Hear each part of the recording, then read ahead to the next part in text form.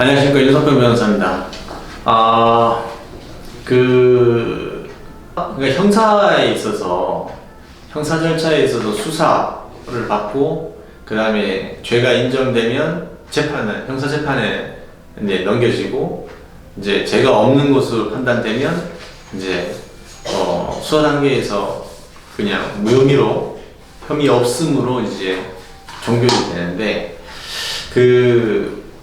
일단 제가 이렇게 적어봤는데, 사실 형사 절차를 설명을 하려면 여러 가지가 있습니다. 영장실질심사, 구속적부심사, 보석, 기소적 보석, 여러 가지 이런 것들이 있긴 한데, 이제 개략적으로 수사 절차는 이렇게 이루어지는구나 라는 것에 대해서 좀 이해를 드리고자 제가 이렇게 적어봤습니다.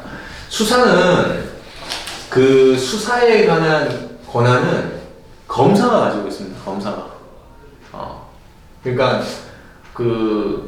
경찰들은 일단 해당 검찰청 산하에 이제 검사의 지휘를 받는 관할 경찰서들이 있거든요.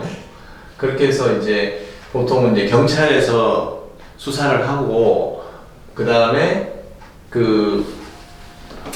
어느 정도 수사가 맞춰지면 검찰로 보냅니다. 사건을 송치라고 하는데, 이 송치를 할 때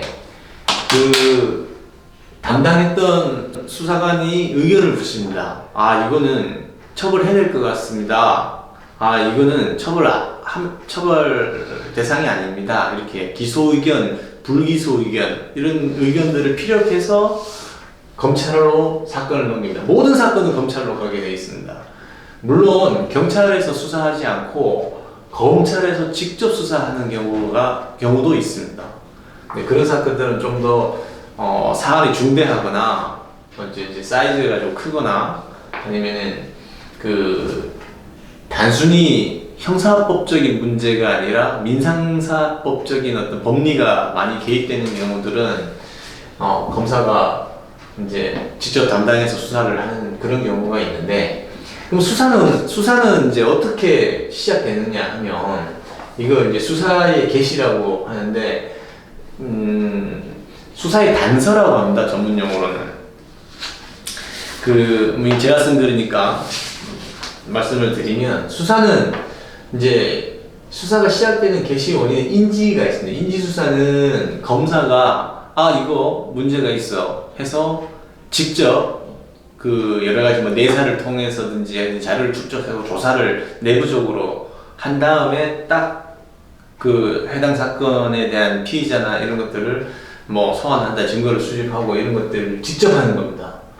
누가 처벌해 달라고 부탁한 적이 없는 경우 검사가 직접 인지 수사라고 하는데, 그건 직접 하는 거고, 고소는 피해자가 처벌해 달라고 이제 의사표시를 하는 경우입니다. 고발은 피해자 이외의 제3자가 위법행위를 한 사람이 있는 것 같다라고 처벌해 달라는 거고, 그 외에도 신고, 진정, 민원, 여러 가지가 있습니다. 수사가 개시될 수 있는 단서는. 그래서 여러 가지가 있는데, 보통은 요거죠. 고소, 고발을 많이 하게 되는데, 고소는 피해자, 고발은 피해자 외 제3자. 이런 것을 상식적으로 좀 알아두시면 좋고. 자, 그러면 이제 수사가 어느 정도 마쳐졌다. 그러면 이제 검사는 수사를 종결을 해야 되는데, 종결에는 두 가지가 있습니다. 죄가 인정되는 것 같다. 재판으로 넘기는 겁니다. 공소 제기라고 합니다. 줄여서 기소라고 하기도 합니다. 근데 저 수사를 해보니까 이건 죄가 안 될 것 같다. 증거가 불분명하고 불충분하다. 그럴 때는 불기소 처분으로 수사를 닫아버립니다. 사건을 닫아버립니다. 물론 이 불기소되면 불기소를 하게 된 이유에 대해서 검사는 적게 되어 있습니다. 불기소 이유 이유서를 적게 되어 있고, 고소 고발 사건이나 이런 것들은 고소 고발이 무고가 되는지 아닌지도 판단합니다. 불기소할 때. 그리고 통지를 해줍니다. 고소인들한테 불기소 됐다고. 왜 했냐면 고소 고발을 한 사람이 항고, 뭐 불기소에 대해서 항고, 재항고, 재정신청 이런 것들도 해야 될 필요가 있기 때문에 그렇게 해서 통지도 해주고 하는데, 지금 사람을 부르는 이제 용어가 틀린데, 이 기소 전에는 피의자라고 합니다. 피의자. 우리 뭐 용의자라고 그러는데, 용의자는 그거는 이제 그냥 시중에서 그냥 하는 말이고, 법률 용어로는 범죄 혐의가 있다고 의심을 받는 사람은 피의자라고 합니다. 기소 전에는. 기소가 되고 나서는 피고인이 됩니다. 그래서 피고인이 되고, 변호사도 그 변호인이라고 그럽니다. 변호인. 그 민사에서는 소송 대리인이라고 하는데, 원고 대리인, 피고 대리인 이렇게 대리인이라고 하는데, 형사재판에서는 변호인이라고 합니다. 재판 절차는 이렇게 진행됩니다. 먼저 피고인한테 뭐 주소, 이름, 주소, 주민등록번호, 주소 이런 거 먼저 피고인 확인 절차를 하고, 그 다음에 검사가 기소된 내용의 요지를 읽습니다. 홍길동이가 어떠한 행위를 해서 이런 범죄를 저질렀다, 이렇게 기소 요지를 읽고, 그 다음에 물어봅니다. 형사가 피고인한테. 그리고 피고인하고 뭐 변호인이겠죠. 그러면 이게 인정하냐 인정 안 하냐. 그럼 인정한다 하면은 이게 자백이 되는 거죠. 자백이 되면 간이 공판 절차라고 해서 증거 조사도 굉장히 간략하게 하고, 공판 절차 자체를 굉장히 간이하게 신속하게 합니다. 근데 만약에 부인한다 그러면은 이제 이거는 이제 무죄를 다투는 거 아니겠습니까? 그러면 이때 이제 증거 조사를 좀 제대로 하고, 변호인이나 피고인 측에서 증거 신청하고, 검사도 이제 그 인정 못하는 증거에 검사가 이제 그 유죄의 증거를 제출을 하거든요. 재판이 공소 제기 이후에는.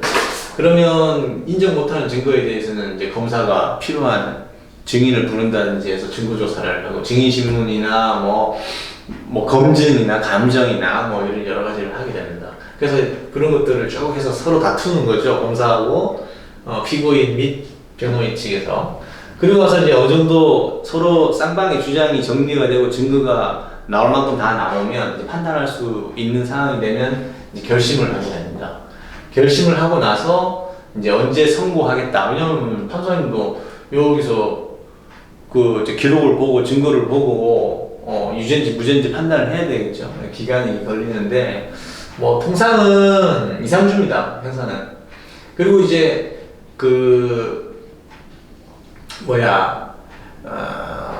민사재판에서는 재판하는 날을 변론기일이라 그러는데, 형사재판에서는 공판기일이라고 그럽니다. 그리고 피고인 소환장, 피의자 소환장, 수사단계에서는 피의자 소환장을 보내기도 하고, 재판 절차에서는 피고인 소환장도 보내기도 하는데, 요새는 문자로 또 많이 보내고 그렇습니다. 어쨌든 형사 절차는 수사와 재판으로 이루어져 있는데, 공소 제기가 되면 이제 재판 절차가 진행되는 것이고, 검사가 판단했을 때 죄가 안 되거나 증거가 불충분하거나 하면 불기소 처분도 유형이 엄청 많이 있습니다.